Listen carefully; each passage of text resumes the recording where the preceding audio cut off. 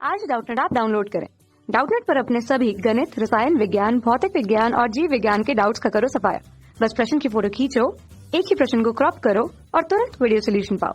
अभी डाउनलोड करें। प्रश्न दिया एक प्रसीतक का कार्य गुणांक 1/3 यानी कि बीटा का मान दे दिया गया है। यह 200 जूल ऊष्मा स्रोत को देता है। कार्यकारी पदार्थ पर किया गया कार्य होगा और हमारे पास यहाँ पे 4 विकल्प दिया गया है। तो आइए हम लोग इस प्रश्न को हल करते हैं और इसके मान को ज्ञात करते हैं।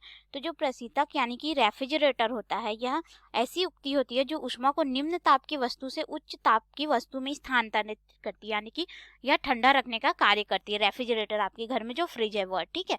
तो हम लोग को यहाँ पे दे दिया गया है बीटा यानी कि कार्य गुणांक जो है 1/3 दिया गया है और साथ ही साथ हम लोग को यहाँ पे दे दिया गया है कि जो यहाँ पे Q1 का मान है, ठीक है। Q1 का मान हम लोग को यानी कि 200 जूल ऊष्मा स्रोत को देता है बोल के, ठीक है। तो Q1 का मान हम लोग को यहाँ पे 200 जूल दे दिया गया है और कार्यकारी पदार्थ पर जो किया गया कार्य होगा W, उसका मान क्या होगा हमें यहाँ पे ज्ञात करना है। तो हम लोग थोड़ा सा इसको समझ लेते हैं। यहाँ पे देखिए इस तरह से होता है। ये जो रहता है हमारा कार्यकारी पदार्थ होता है जिसपे कार्य किया जाता है और ये हमारा स्रोत होता है, ठीक है। T1 उच्च ताप जो होता है और ये हमारे पास सिंक हो जाता है जो कि निम्न ताप होता है। तो इसमें क्या होता है, जो कम ताप वाली वस्तु होती है उससे अधिक ताप वाली वस्तु की ओर यह अपने ऊष्मा को प्रसारित करता है, भेजता है, ठीक है। तो ये जो है कार्यकारी पदार्थ हो गया।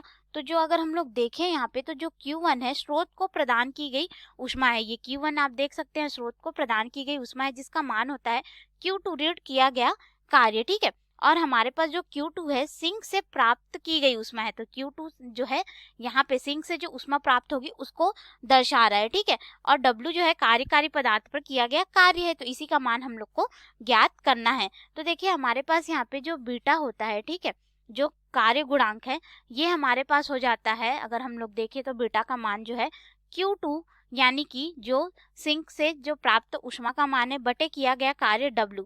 और हम लोग जानते हैं कि किया गया कार्य अगर हम लोग यहाँ से देखें तो किया गया कार्य W का मान हो जाएगा यहाँ पे Q1 ऋण यहाँ पे हो जाएगा Q2, अर्थात हमारे पे यहाँ पे अगर मान देखें तो ये हो जाएगा बीटा बराबर Q2 बटे ये हो जाएगा Q1 ऋण Q2। अब हम लोग यहाँ पे मान रखते हैं तो इसका मान हमें 1/3 दिया गया है।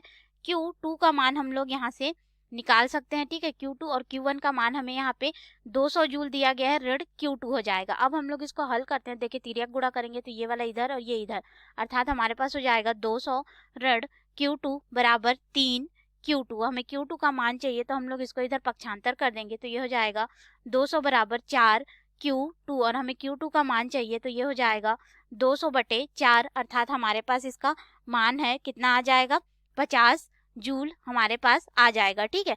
हमने Q2 का मान ज्ञात कर लिया। अब हम लोग को यहाँ पे निकालना है किया गया कार्य।